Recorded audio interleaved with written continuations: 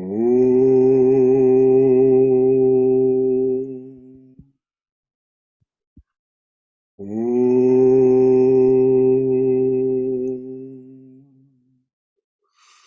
Om Sahana Vavatu Sahano Bhunaktu Saha Viryam Karavavahai Tejasvina Vaditamastu Ma Vidvishavahai. Om Shanti Shanti Shanti. Om, may the divine being look over us lovingly as a mother and father. That was cool. May the divine being support and nourish us as a mother and father. May we have the strength and skill to study together the art of spirituality. May no misunderstandings arise amongst us. Om, peace, peace, peace and beneficence be unto us and to all beloved beings everywhere. Well, good afternoon, everyone, on this Saturday. Welcome to our study and discussion of the book How to Know God, which was the title under which Swami Prabhavananda published his translation of and commentary on Patanjali's Yoga Sutras. And of course, the name was chosen very thoughtfully to indicate that Patanjali's Yoga Sutras On my lap, Shiva. are a workbook.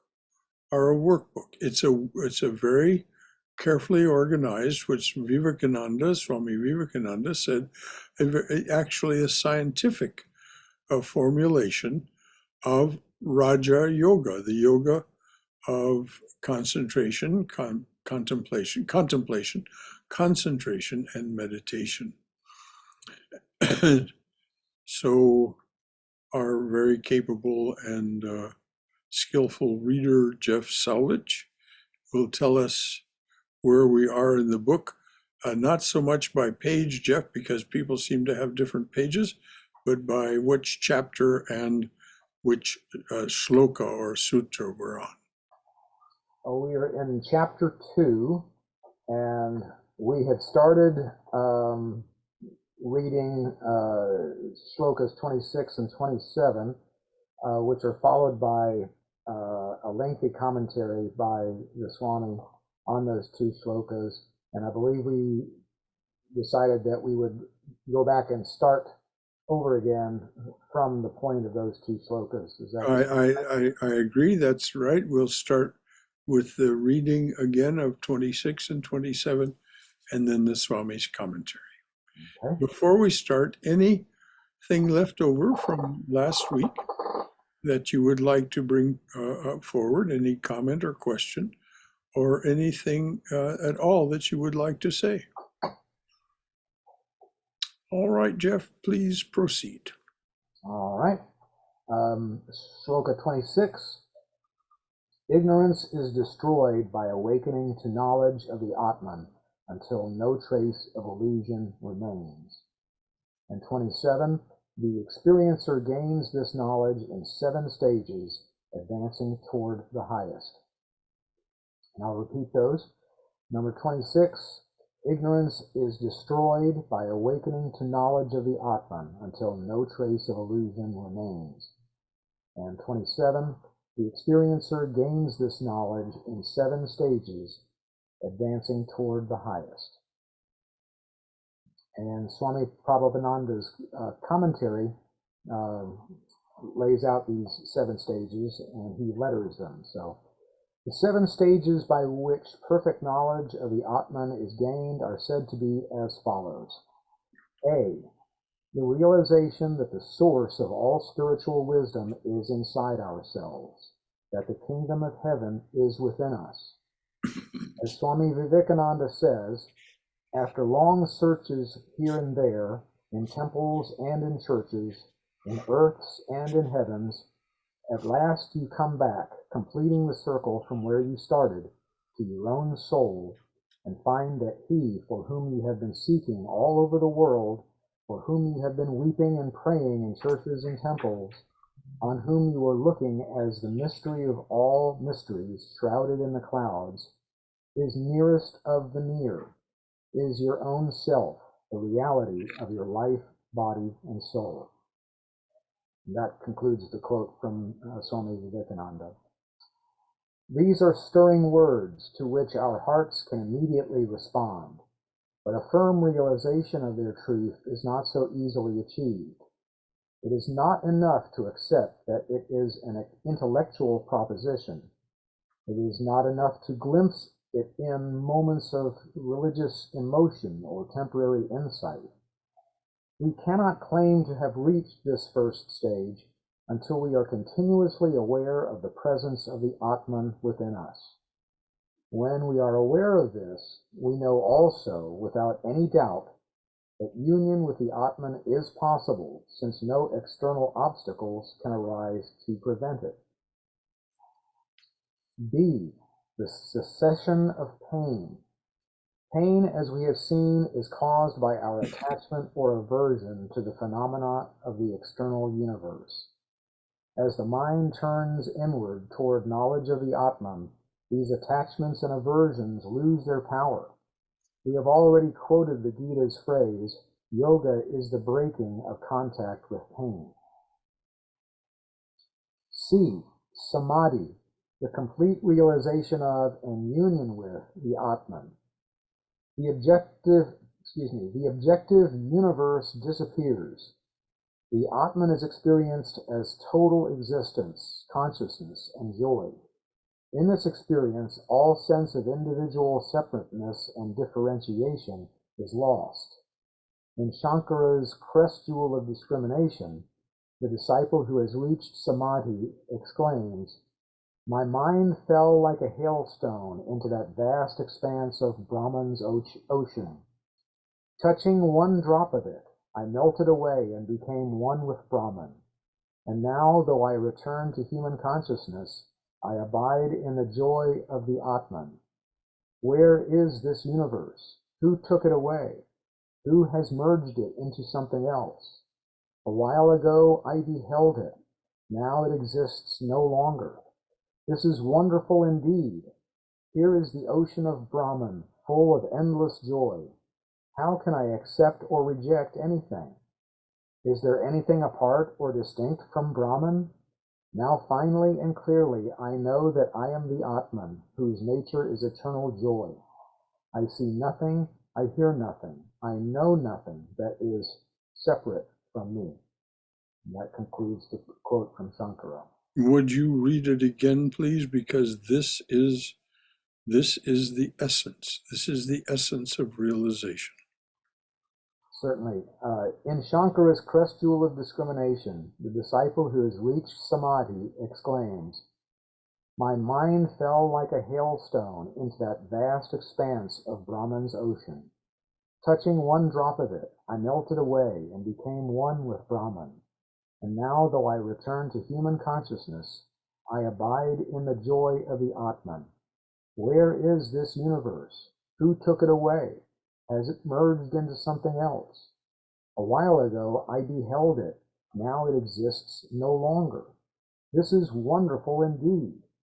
Here is the ocean of Brahman, full of endless joy. How can I accept or reject anything? Is there anything apart or distinct from Brahman? Now finally and clearly I know that I am the Atman, whose nature is eternal joy. I see nothing, I hear nothing, I know nothing that is separate from me." Okay. Any comments or any questions or any concerns that anyone at all would like to raise? Because this says it about as clearly as Adi Shankaracharya can express it. Brother Shankara, Yes, dear. to me, the key sentence of this, the key sentence in this whole thing is the last line. I know nothing is separate from me. The I know, because how much ever intellectually we try to feel the not separateness, it's not possible to. But when I really know that nothing is separate from me, then because I think all the struggles are because of this feeling of separateness. Indeed, it is the greatest pain that we experience. It is the pain that causes people to self-medicate. It is the pain that causes people to move forward in spiritual life. This ache of separation from our true original nature, our true being, the existence of the false sense of separate self, which is normally called the ego. It is the ego that binds us. So we are trying to change that unripe ego into the ripe ego of mature wisdom that says this ego is not separate from the one ego, the one ahamkara, the one I maker. And that only can come through spiritual practice. This is what we're told. To none else, to none else. Thank you, Swayam. Anything else from anyone? Brother, it's not so philosophical, but I don't know, it may be silly or... so I had a bad dream in which some evil thing, I don't know, I don't exactly remember, something was trying to attack me. And, I don't know what all I tried a bunch of things, but then suddenly I remembered and I said, Brahma Satya Jagat Mithya, it all crumbled and I woke up. And what was the meaning of what you said? So Brahman alone is real and world is illusion or doesn't exist. Mm-hmm. Well, that was the exact right thing to say.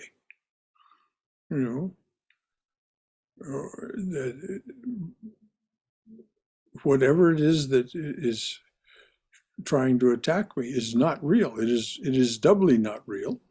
It is not real in its inherent nature, and it is secondly not real because you're dreaming it in the second world, in the dream world, where things are an invention of both the collective unconscious and our own unconscious. Thank you, Rajiv. There's nothing silly at all about that. It was really a wonderful thing for your awareness to come forth with, that Brahman alone is real and the world is illusory. But I feel like there's so many demons in waking life, and it's like own internal demons that can crumble and disappear away if we remember this.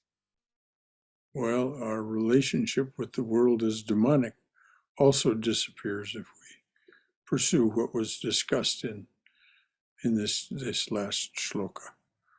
It's as Adi Shankaracharya says, what can I accept and what can I reject? I know nothing. I am no thing. I am not a thing. I am nothing. I know nothing. I have nothing. Not even ideas. Ideas are just things that arise and pass away.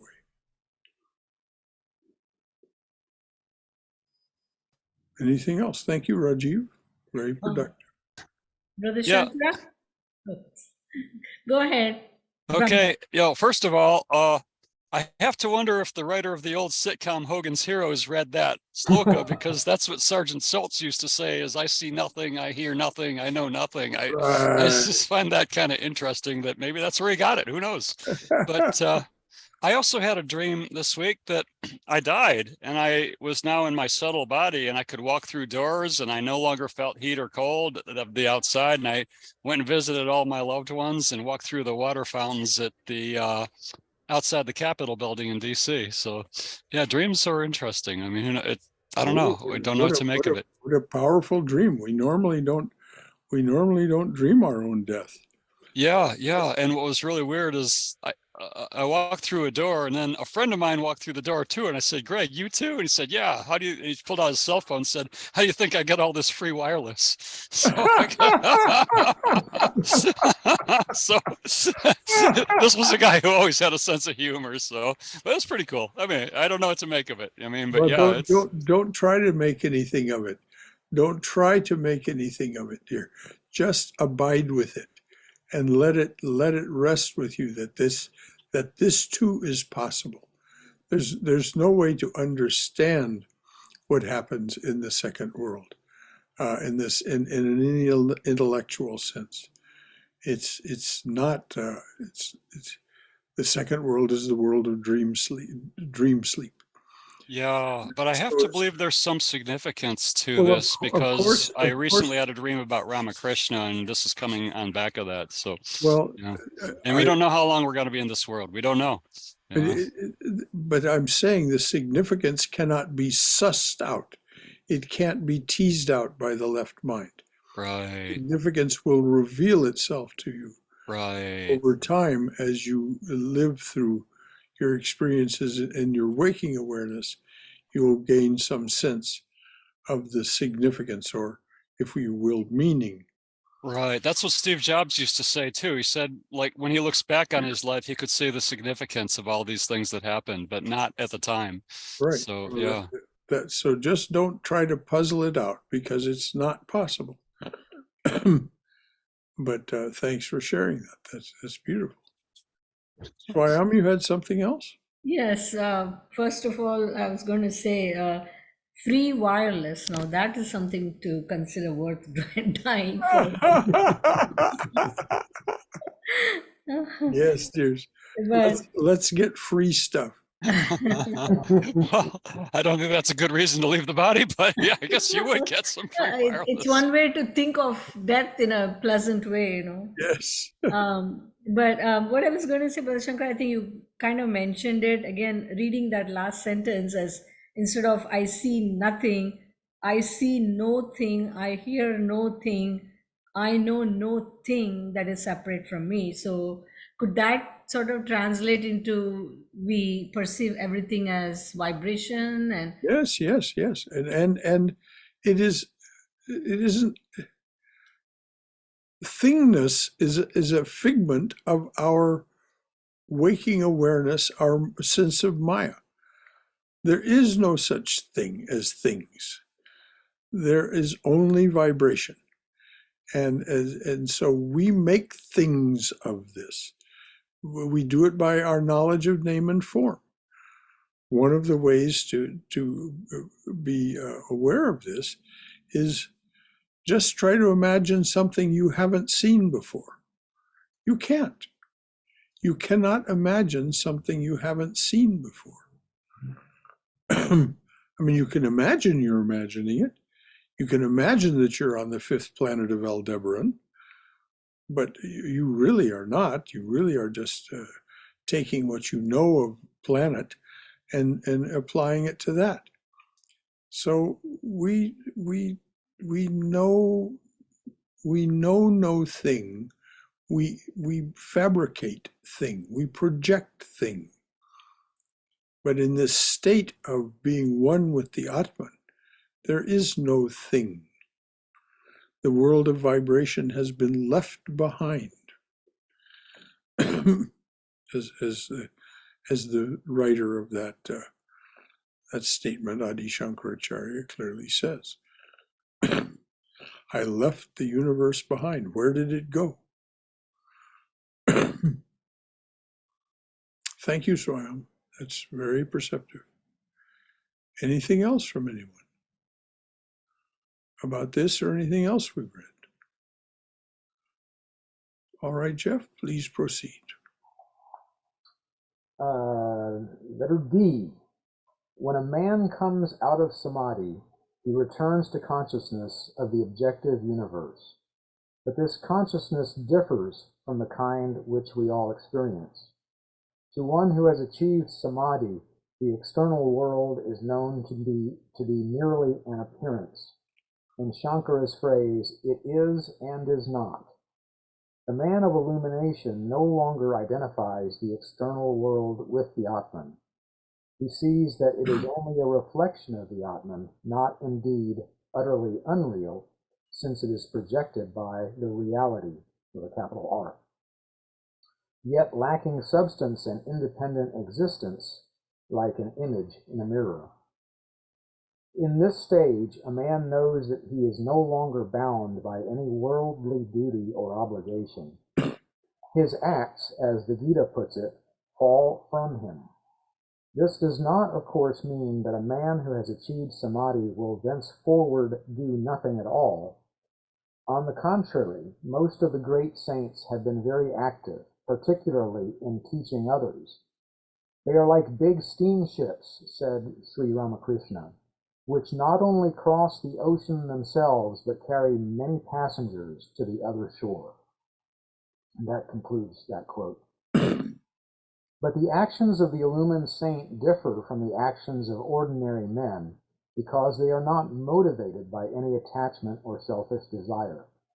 They are, in the most literal sense of the word, voluntary actions. Action for the rest of us is only partially voluntary. It always contains an element of compulsion due to our past karmas and present involvements in the life of the senses. For this reason, the behavior of a saint is often very hard for us to understand.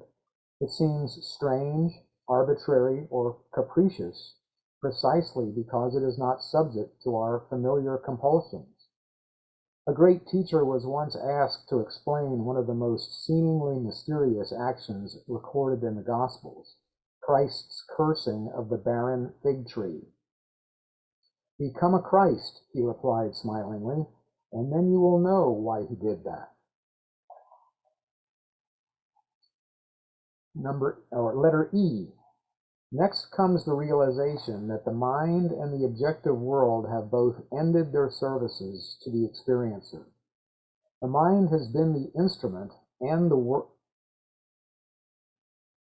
I'm kind of hung up by the phrase there. The mind has been the instrument and the... Okay, I got it. Take 3. The mind has been the instrument and the world the object of the experience, whereby the experiencer has come to know the Atman, his real nature. The mind has been used to transcend the mind, just as we use a ladder to transcend a ladder. Once we have reached the sill of the window against which it rested, the ladder can be kicked away. We do not need it anymore. Now, let's pause and contemplate that particular metaphor. The mind is a ladder. If you reflect, you'll go back to the biblical story of Jacob's ladder, which is exactly this metaphor. Ascending the spine, ascending from the third chakra, the solar plexus, to the heart chakra, to the throat chakra, to the forehead chakra, to the chakra that's actually outside the crown of the head, the Muladhara, the Mahasrara. So this image of a ladder is not a casual one. It is a very, very and it is only at the 6th and 7th spiritual planes or chakras that we have this samadhi experience. At the 5th and 6th, we have the the savikalpa, where there's still the possibility of the seeds of our prior existence regaining some strength if we water them with our attention. Once we get to the Mahasrara and go into Nirvikalpa Samadhi, then we have the experiences, or we are in the state of awareness that is being described by the Swami. So never despair about the fact that it's difficult to climb the ladder. You're carrying the weight of not only your present circumstances, but you're carrying the weight of your past karma. So it's so beautifully metaphorized in the Scrooge movie as a length of weight and chain bound around the waist that you're dragging behind you. So beautifully said by Dickens. So this business of climbing the ladder, we're climbing the ladder with not only our present circumstances as a weight on our shoulders, but this length of weight and chain of our past deeds that we're dragging behind us up the ladder. So never despair that it is difficult and that we get weary and we pause as we're climbing the ladder, and we take deep breaths, or we just say, oh, this is so damn difficult. And it is damn difficult.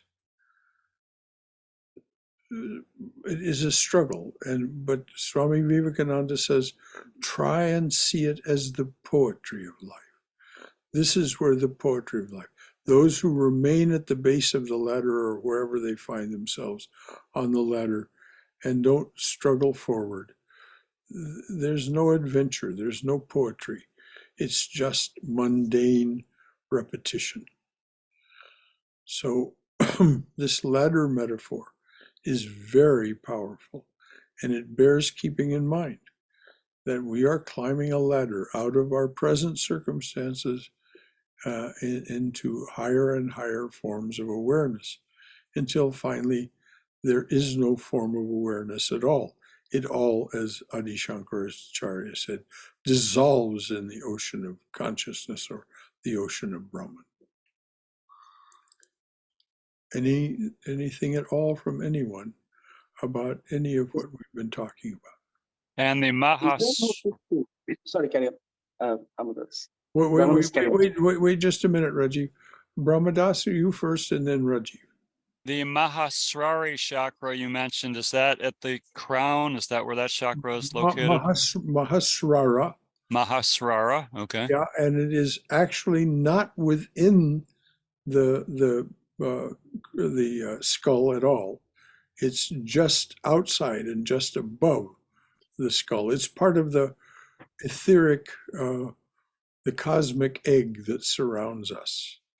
There is an energy field around us that is egg-shaped, and it is actually part of that rather than part of the, actually so are the other chakras, but they seem to partake of both of a bodily, within the body and without. But it's, as Swami Prabhupada said, distinction without a difference, don't worry about it. When you reach the Mahasrara, you begin to have, when you touch these higher levels of spiritual awareness, these higher planes, it's when you begin to have dreams like the ones you've described. The dream of Sri Ramakrishna, the dream of being free from our ordinary limitations, as you were free in that dream of having died. But I don't think that was a literal physical death. I think that was what Muhammad was speaking of when he said, die before you die. Release your lower self, and you find yourself in the presence of this higher self that has fewer limitations. Mm-hmm. So does that get it? Yes, so the Mahasrara is the highest of the chakras. It's the seventh. It's the seventh chakra, yes. Okay. And it is indescribable, really. I mean, it is described in the scriptures and so on. 10,000 petaled lotus and all. Not 10,000, 1,000 petaled lotus, and so on. which is inconceivable to our minds. We have to experience Right. it. So that's there, and it can be experienced. So Rajiv, what else? Thank you, Brahmadas. Rajiv. Brother, you mentioned that there is the weight of the samskaras. Is there no trick to at least temporarily sever that chain? Trick.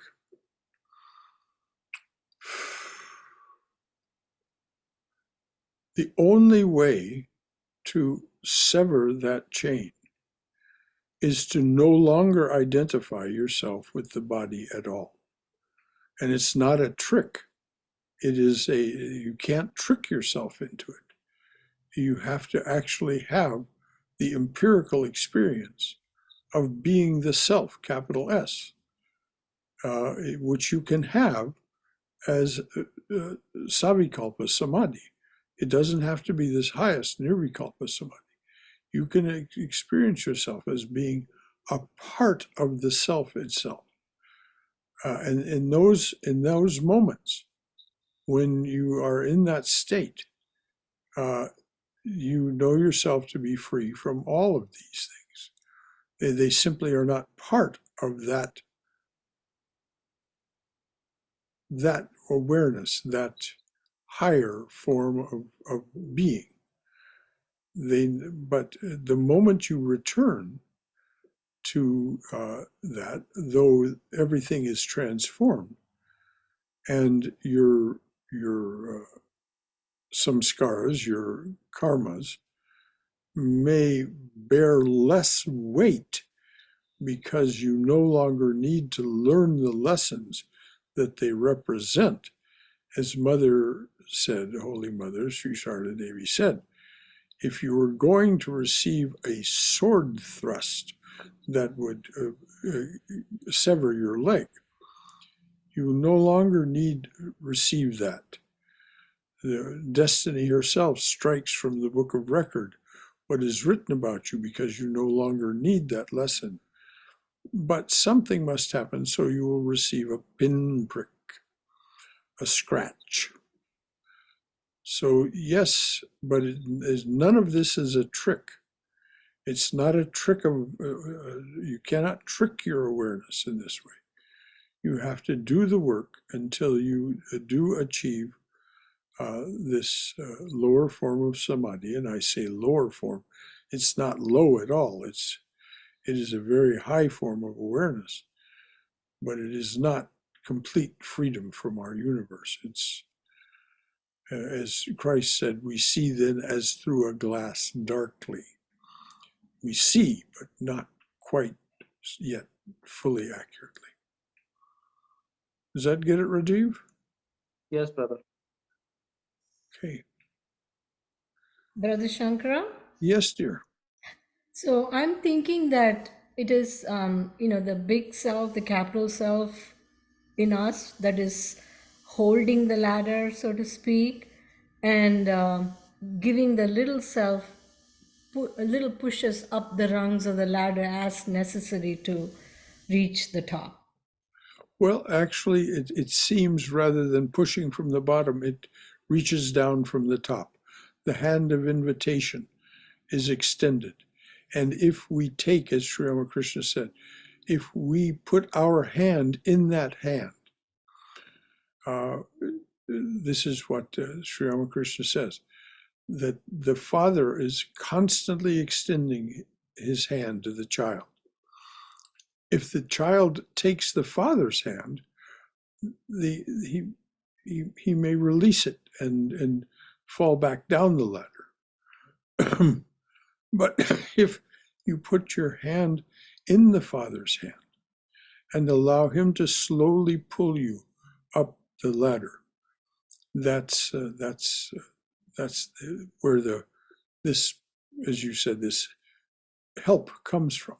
Yes, there is help, and it is very much offered. As Sri Ramakrishna says, practice just a little and someone will come forward to help you. You have to accept that help, but someone will come forward to help you. And that's why in that little song, Devotee's Prayer, the first verse is, O Lord, take my hand. The second verse is, O Lord, pull me on, pull me forward. And the third verse is, draw me near to you, seat me by your fire, which is an image from Christ in the Gospel of Thomas, that if you are seated near him, you are seated near the fire and will share the radiance of that fire, and it will warm you and nurture you. So, O Lord, take my hand. O Lord, pull me on. O Lord, draw me near. Seat me by thy fire. O Lord, fill this heart. Fill this heart is Savikalpa Samadhi. So that's the devotee's prayer. O Lord, take my hand. O Lord, pull me on. O Lord, draw me near. Seat me by thy fire. O Lord, fill this heart, because you're no longer speaking in a personal sense. O Lord, fill this heart. This heart is not your heart. The heart of your heart is the divine person itself. So, Thank you, Brother Shankara. okay.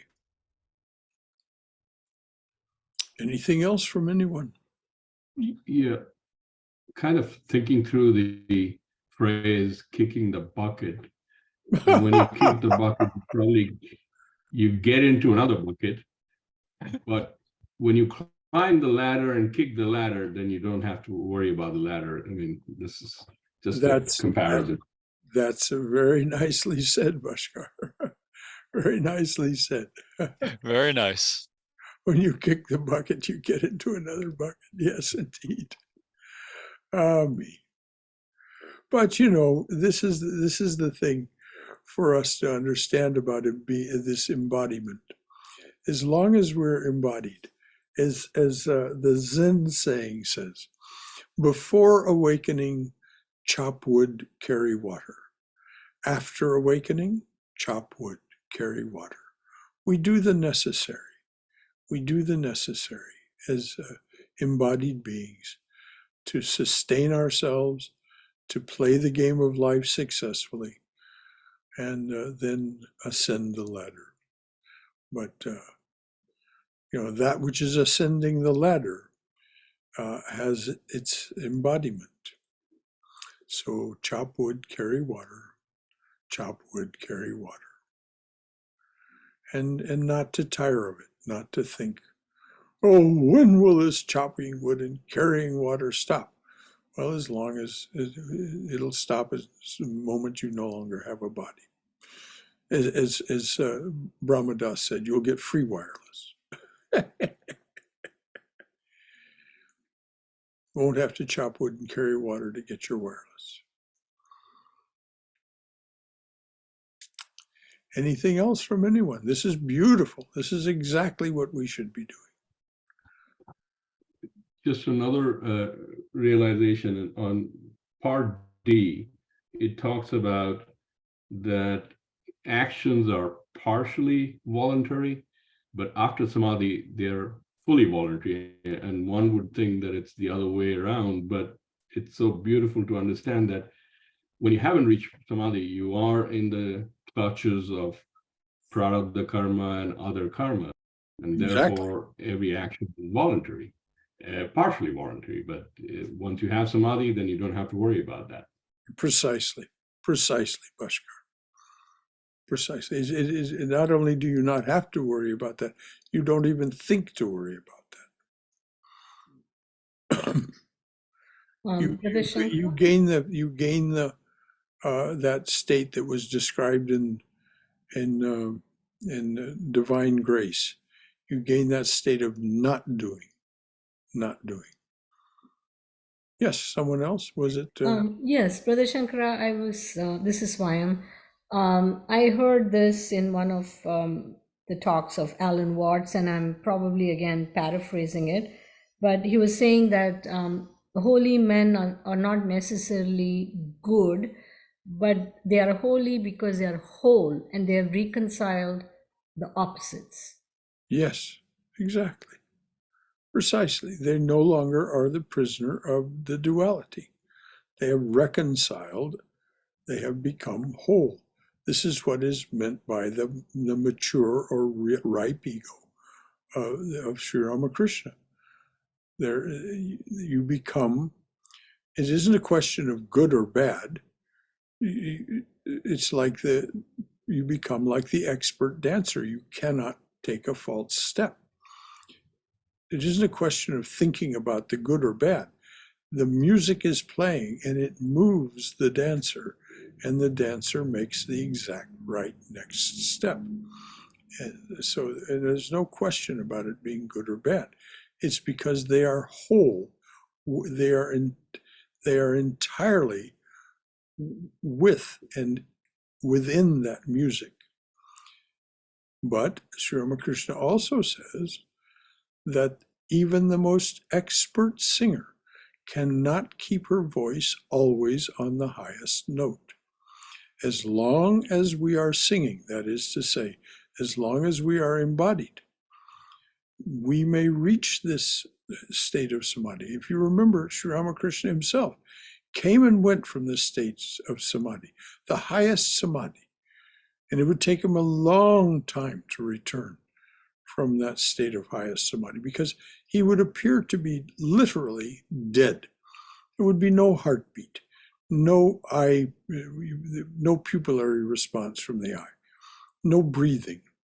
His heart didn't seem to be beating. And of course, when Sri Sharda Devi, his wife, first came to live with him, she would be terrified. This would happen in the middle of the night, and she'd think he was dead. And Hridoy would have to come rushing, and because he knew how to help Sri Ramakrishna back from that state. So, but as long as we remain embodied, we will return, but it will be completely transformed for us by our having been in that state of samadhi. It no longer has that weight of length and chain, the weight and length of chain of the Prarabdha karma that Bhaskar mentioned. And so Sri Ramakrishna could fly to the top of the ladder and beyond. He said he would have to come down 100 steps just to say the word Om.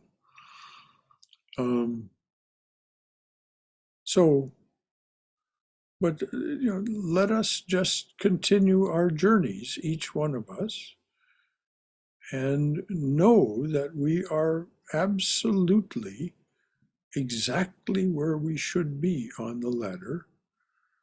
And when we feel strong, continue our climb. And our daily spiritual practice is our best way to climb that ladder. Because it works invisibly. We don't know. We think, oh, I don't seem to be making any progress. Not so. Patience, perseverance. These are the second and third instructions for spiritual practice by Swami Prabhavananda. Anything else from anyone? Brother Shankara, this is Jeff. I have a Yes, question. Jeff. Yes, sir. Why, when Sri Ramakrishna was in Samadhi, why were his disciples or attendants trying to bring him out of it if they knew what was going on? Were they afraid they were going to lose him, or Yes. or had Ramakrishna instructed them on what to do if they found him in Samadhi? I'm not certain about the last, dear. I've never heard that, but I suspect that is true because he told them what to do to help him return. He did want to return. He did want to be with them. He said he did not want to fly away and not come back. So he probably did indeed. I mean, I'm interpolating here or interpreting, but he must have told them what to do. Otherwise, they wouldn't have known. So he told Fridoy, and then later Premananda and others, after Fridoy was gone, and Premananda and Latu Maharaj and others were living with him. And Holy Mother learned not to be afraid. But when she was just a girl, when she was just in her late teens and early 20s, late teens, when she came to live with him, it terrified her because she thought he was dead. But he said there are thousands of different kinds of samadhi. We have these rough classifications, but someone who's expert knows.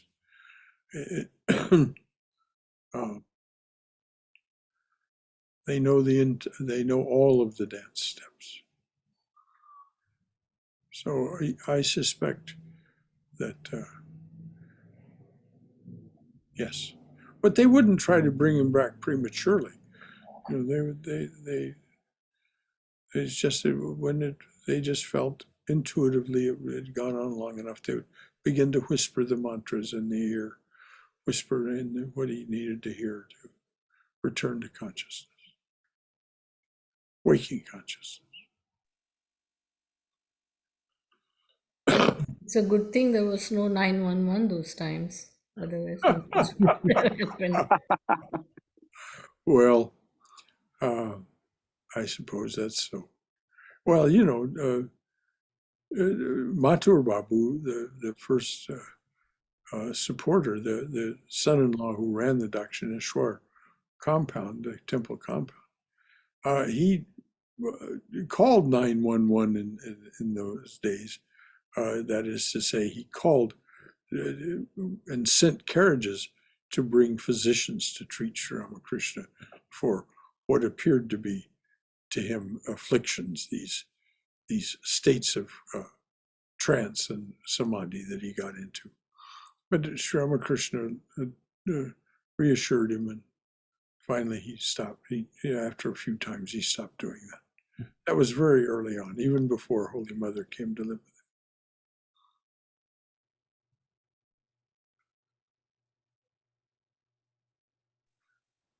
Brother, sometimes it's kind of difficult to understand some of these things. Like, when I grew up, I was in the city of Surat, and there was like a sort of a holy lady, guru I was in touch with. And she apparently used to go into like these kind of samadhis, and, somebody used to whisper Om into her ear to bring her back. Yes. So there was a lot of mysticism going on, and, I, remained attached for a while. But then right now I see it's a little bit strange, these things, because she's suddenly like she's joined some business where they're selling diamonds, and apparently those diamonds are having consciousness. And so I decided to sort of disassociate with those things. I don't know. I'm not judging. Maybe those diamonds are like they have some potential, whatever. I don't want to judge, but pay no attention to yeah. it.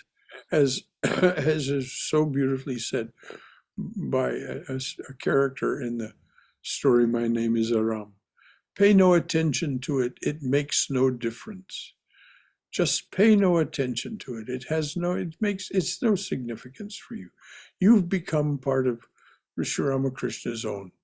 You've taken Diksha from the Swami in India, and you have no longer any worries, and all of this psychic power business and diamonds with consciousness, and who cares? Why spend any mental energy on it at all? Does it deserve your attention? No. Pay no attention to it. It makes no difference. But brother, I'm wondering, like, not what I'm thinking, like with this sort of example, not everything that appears, it's hard to generalize like all samadhis. I don't know. Well, of course, this is why Sri Ramakrishna said there's thousands of different kinds of samadhi, and there's different kinds of trances. People have gone into trances. There's this story of the man whose tongue clove to the roof of his mouth. He went into a kind of trance, and but he was a magician, and so his disciples buried him alive, and after some time, he awoke and he came out of this burial. And but what did he say? Come, magic, come. He began to practice his magic again. So, like I say, these things and these people, they simply are not worthy of our attention, Raji. They simply are not worthy of our attention. Pay attention to the ladder, not to those people who are running around at the foot of the ladder selling diamonds and things.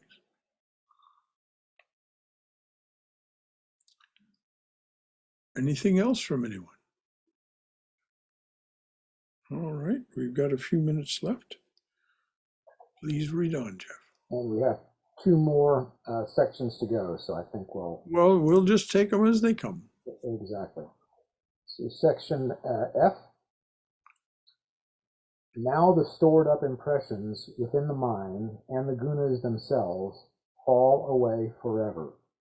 To quote one of the classical commentators, like rocks fallen from the top of the mountain peak, never to return. And then section G. And so the final stage is reached, the stage of eternal existence in union with the Atman. Now there is no more returning from samadhi to partial sense consciousness, no more identification with the mind.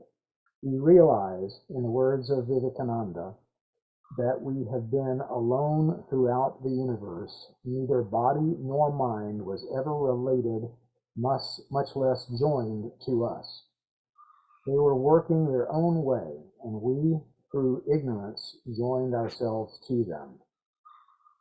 But we have been alone, omnipotent, omnipresent, ever blessed. Our own Atman was so pure and perfect that we required nothing else.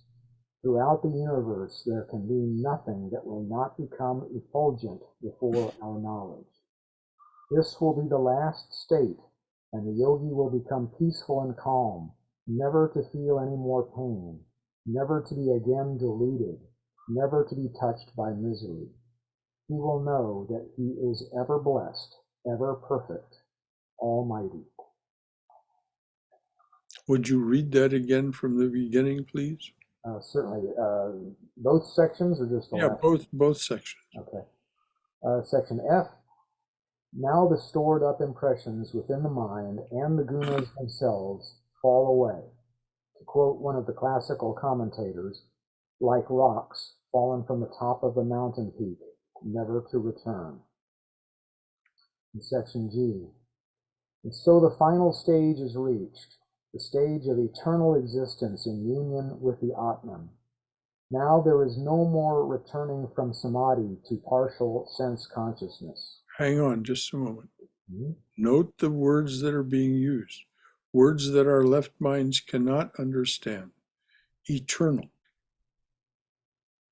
Eternal union. We have, and this means eternity isn't something that comes to us. Eternity exists. It is. We have always been in that state. It is only that we were not aware of it. We are in that state at this very moment. It's just that we're not aware of it. Our awareness is distracted. It's distracted because we allow it to be distracted. It is nothing wrong. We are distracted. We are still occupied with the things around us that we see as we climb the ladder. No longer as mundane as they were, perhaps, except the necessity to chop wood and carry water.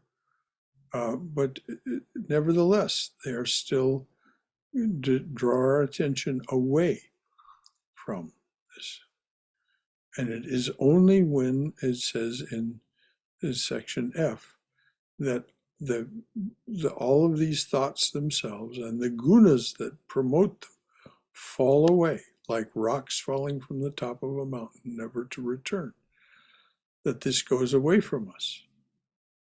In the meantime, we must not be impatient with it. It's just another distraction, impatience.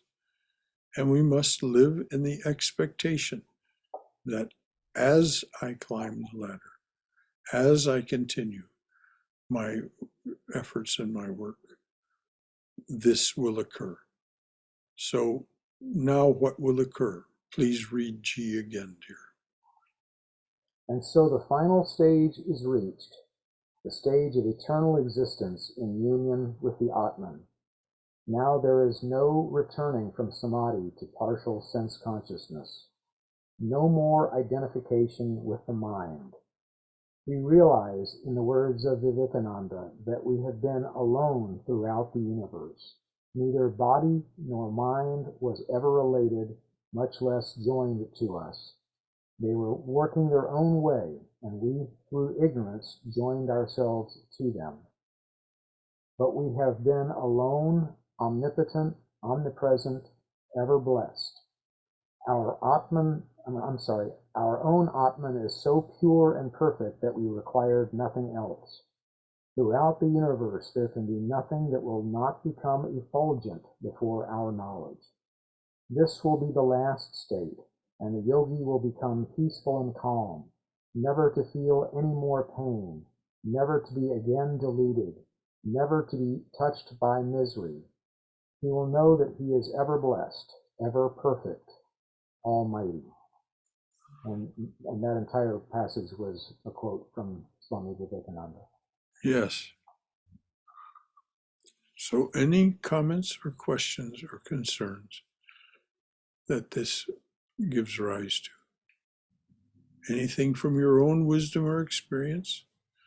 It's always wonderful when you share your own experience with us, as Brahmadas did earlier, as Swayam has, and so on. Or your insights, as Bhaskar and others have. So anything at all. Brother Shekhar, this is Haima. Yes, Haima. Not only the gunas drop, the attachments and aversions, they too drop slowly. Experience, and then Atman starts directing the mind instead of let the mind start directing the Atman. Once we reach that stage, slowly. I mean, we may fall, I may fall back and recover. You're absolutely right, Haima. And the mind never directs the Atman. Yes, the that's Atman the key. is absolutely impervious to any direction from anything. Feel the footprints. The Atman has nothing, wants nothing, and knows nothing. The Atman is Satchidananda, absolute knowledge, absolute existence, and absolute joy and bliss. It doesn't know, it is knowledge itself. It does not exist, it is existence itself. It does not love, or it is love itself. So these things are inherent in this. And so because it has nothing, knows nothing, wants nothing, it's absolutely impervious, as Sri Krishna very carefully explains in chapter 2 of Bhagavad Gita, when he explains what the self is. The self is absolutely impervious to any outside circumstance of any kind, and invulnerable. And we also feel the footprints. We feel the footprints. What in Christianity it says, when we are in trouble, you feel that he's carrying you and you are normal. He's walking with you, you know, that's the feeling. It's you experience it. It's not like visible, like you said, invisible. It's invisible. It's all happens. Exactly. Thank you. Thank you, sir. Thank you, Haima, as always. So we have just 1 minute left. Anything at all from anyone? And we could probably talk about this next time, but I do have a question in the sense, why did Patanjali come up with the 7 steps? And is there And perhaps there is something saying about the first 4 steps, which are kind of our own actions. Maybe the next 3 steps are somewhere thereabouts. Divine grace steps in as we kick off the ladder, and the memory and the gunas are falling off. So just a question. Well, what is said by Swami Vivekananda is that Patanjali did not devise these steps. He simply took what pre-existed in millennia of yoga tradition and organized it scientifically into this workbook. And what Patanjali himself says is that there are 8 limbs of yoga, 8 limbs. The first 6 limbs are dependent on our self-effort. We're climbing the ladder. It's very significant that there are 6 steps. There is a relationship between that and the spiritual planes or chakras in the body. He says the last 2, 7 and 8, are something that happens to you. In other words, the ladder has been kicked away, as you said, and there is no tie to these earlier stages, and this is the final samadhi, nirvikalpa samadhi, and total liberation, free from any. You're no longer even in that state of being omnipotent, omnipresent, and omniscient, which is what the yogi becomes at the end of the 6th step. Then there's this final samadhi where, because even that attachment has been overcome or released, I should say. And so even the attachment to your omniscience, omnipotence, and omnipresence, which of course we can say those words without knowing what they really mean. But nevertheless, then in the 7th stage and 8th stage, nirvikalpa samadhi, and Sri Ramakrishna says the same thing. Mother holds the key. Mother, the mistress of the universe, the creator, sustainer, and dissolver of the universe, holds the key. This is why it's something that happens to you. You can't make it happen. Only she can allow it to happen. And so, as it said in the Chandi, she gives us both enjoyment and liberation.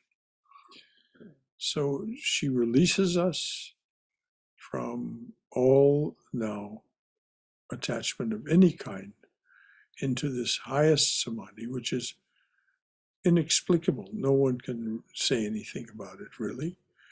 And then, but having been in that state of awareness, there's total freedom, or kaivalya, independence of any limitation or condition. So that's the kind of the answer to your question, Bhaskar. Thanks for bringing it up. It's very pertinent. Anything else from anyone? Well, Can Mother sever the chains of karmas for us if we pray to her, even though we don't deserve it? There's no question of deserving or undeserving. Your karmas are not your karmas anyway. Your karmas are your body's karmas.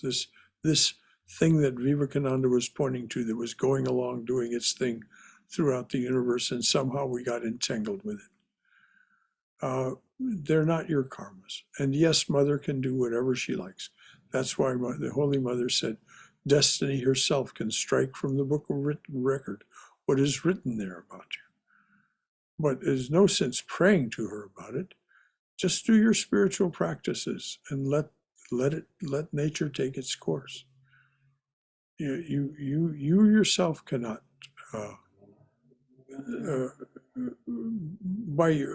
pray to Mother for what is most auspicious for you.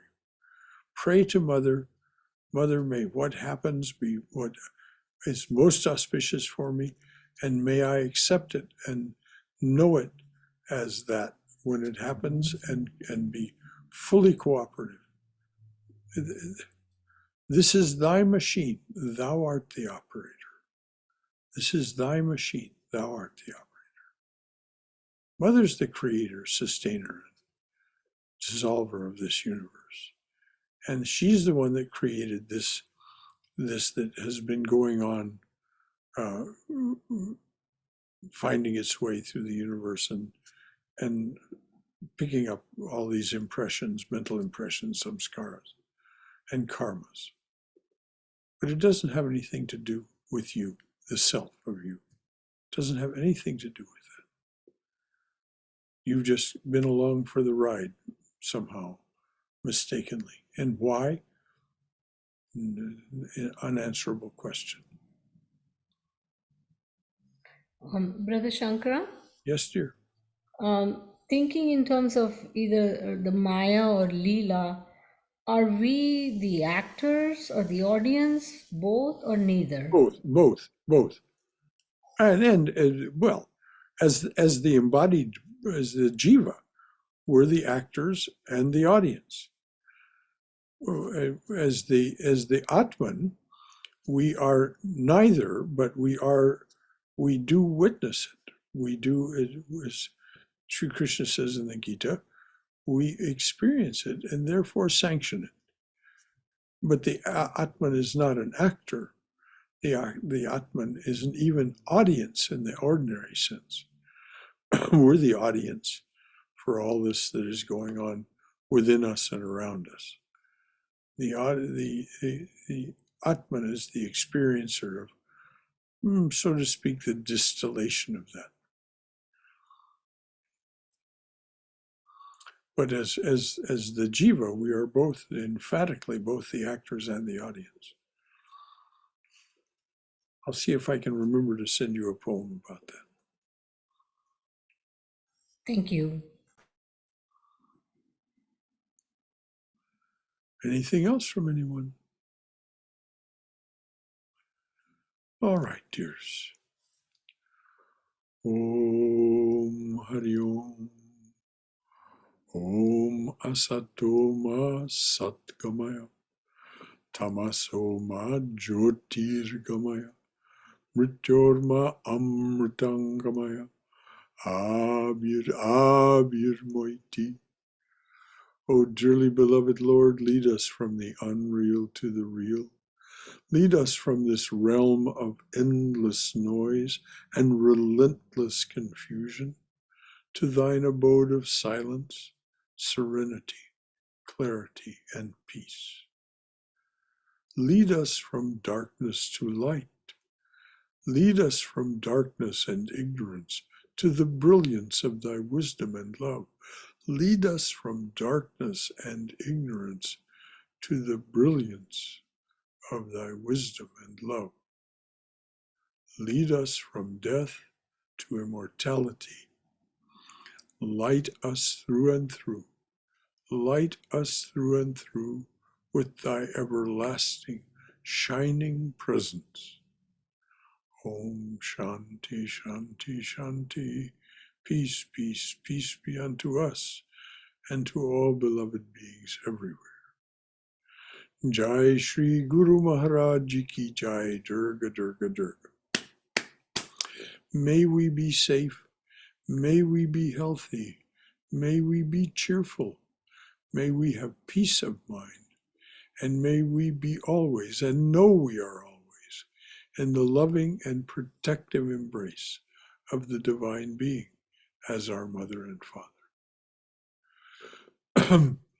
Tomorrow morning at 11, we'll celebrate the birthdays of Swami Vivekananda and Swami Brahmananda.